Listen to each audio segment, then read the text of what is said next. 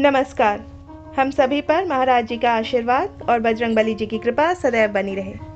हमारे सनातन धर्म में हर एक पाठ का नियम बनाया गया है और उस पाठ को अगर हम नियम और विधि के अनुसार करें तो हमें उसका पूरा पूरा फल प्राप्त होता है और आगे भक्ति करने की प्रेरणा भी मिलती है।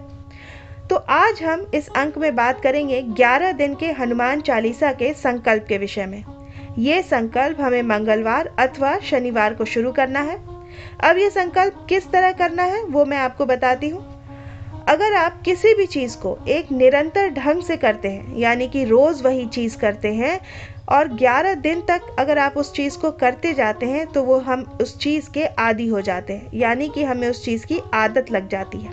और ये हनुमान चालीसा इतनी शक्तिशाली है कि ज़्यादा से ज़्यादा पाठ करने पर वो हमारे शरीर को पूरी तरह से शुद्ध बना देती है।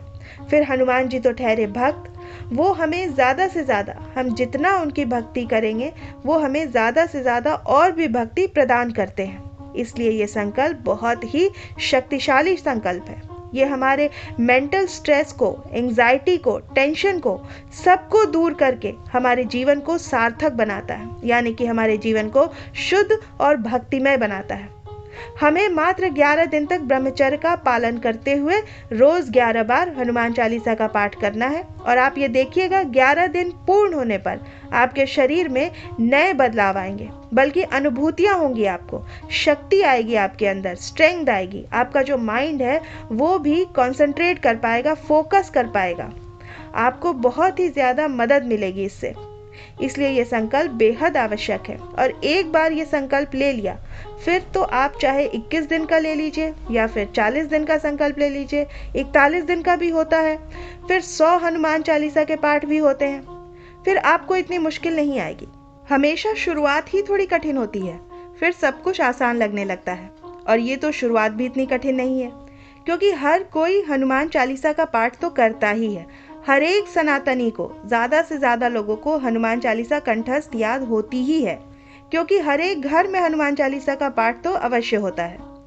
इसलिए अब मैं आपको इस पाठ के नियम और विधि समझाती हूँ। ये पाठ अगर हम मंगलवार अथवा शनिवार को शुरू करें तो वो बहुत ही अच्छा है। हमें ब्रह्म मुहूर्त में उठना है। अगर आप ब्रह्म मुहूर्त में नहीं उठ पाते हैं तो कम से कम सूर्य उदय के, सनराइज से पहले उठ जाएं। उठ करके हमें 11 दिन तक शुद्धता रखनी है, यानी हमारे शरीर को शुद्ध रखना है, ब्रह्मचर्य का पालन करना है। और सुबह उठकर अगर आप ब्रह्म मुहूर्त में 11 हनुमान चालीसा का पाठ करते हैं तो वो सर्वोत्तम है।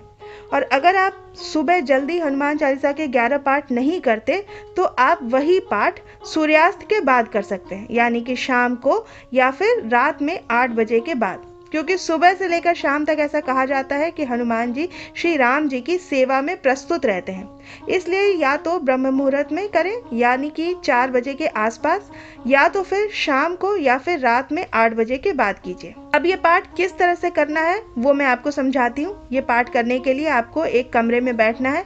वहाँ पर राम दरबार की एक फोटो रखनी है, उसी के पास एक छोटी सी हनुमान जी की प्रतिमा भी रहेगी, वरना कोई भी हनुमान जी की छोटी सी फोटो फ्रेम भी आप रख सकते हैं। उसके बाद अगर आप भोग लगाना चाहते हैं, कोई भी प्रसाद मिष्ठान वहाँ पर रख लीजिए। पाठ पूर्ण होने के बाद आप घर वालों में उस भोग को वितरण कर दीजिए और खुद भी जरूर ग्रहण करिए।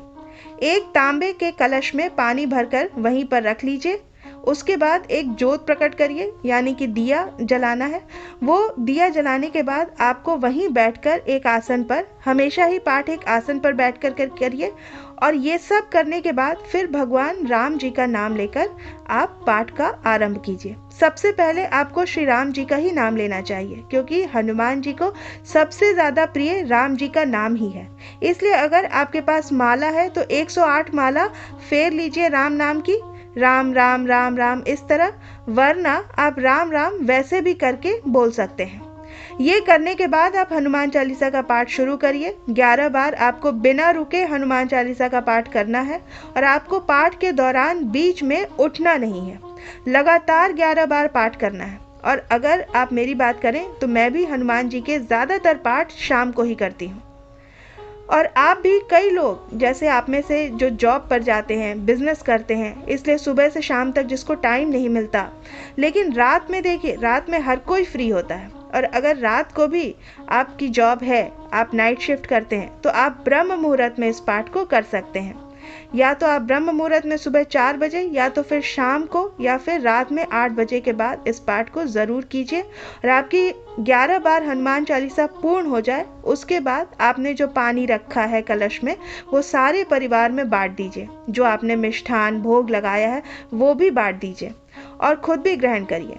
उसके बाद हनुमान चालीसा जैसे ही पूर्ण हो फिर से राम नाम की अगर एक माला आप कर सकते हैं तो बहुत ही अच्छा है। और अंत में भी आपको राम नाम ही लेना है और ये लगातार 11 दिन तक करिए। और मुझे पूरा विश्वास है कि आपके शरीर में ऐसा करने के बाद बहुत सारे अलग अलग बदलाव आएंगे। आपकी जो टेंशन है, कई लोग ऐसे भी होते हैं जो पूरा दिन ओवर थिंकिंग करते रहते हैं या सोच में पड़े रहते हैं या अन्य कोई टेंशन या स्ट्रेस के शिकार होते हैं, तो वो सारे दूर होते नजर आएंगे और आपका जीवन सार्थक बनता हुआ नजर आएगा। क्योंकि आपको हनुमान जी खुद ही ऊर्जा प्रदान करते हैं, आपको आत्मविश्वास देते हैं, आपका माइंड जो है वो शार्प होता है, आपको नजर आएगा ऐसा। इसलिए ये 11 दिन के संकल्प के बाद आपको खुद ब खुद अंदर से फिर से एक प्रेरणा होगी कि मैं फिर से ये संकल्प करूं। आप फिर से 11 दिन का संकल्प कर सकते हैं, वरना आप 21 दिन का कर सकते हैं। और अंत में आप हनुमान चालीसा के 100 पाठ अवश्य कीजिएगा। आपके शरीर में अद्भुत बल की अनुभूति होगी। एक साथ 100 हनुमान चालीसा इसी नियम और विधि के साथ आप करके देखिएगा, आपको कितना आत्मविश्वास मिलता है। आपके जीवन में कोई भी बाधा नहीं आएगी और हनुमान जी सदैव आपकी रक्षा करेंगे, रक्षा करने के लिए प्रस्तुत रहेंगे। कभी कभी ऐसा भी लगेगा जब आप पाठ करते होंगे कि जैसे कि पूरा जो वातावरण है वो गर्म होने लगा है, शरीर में भी गर्मी उत्पन्न होगी और ऐसा भी अनुभव होगा कि हनुमान जी स्वयं आपके पास ही कहीं ना कहीं हैं। तो ये अनुभव भी आपको अवश्य होगा। तो आप इतना कीजिए, आपका जीवन पूरी तरह से बदल जाएगा। मैं आशा करती हूँ कि ये अंक आपको अच्छा लगा होगा। आप अपनी प्रतिक्रिया हमें कमेंट सेक्शन में लिखकर ज़रूर बताइएगा। मिलते हैं हम आपसे अगले अंक में। तब तक के लिए जय श्री राम, जय बाबा की।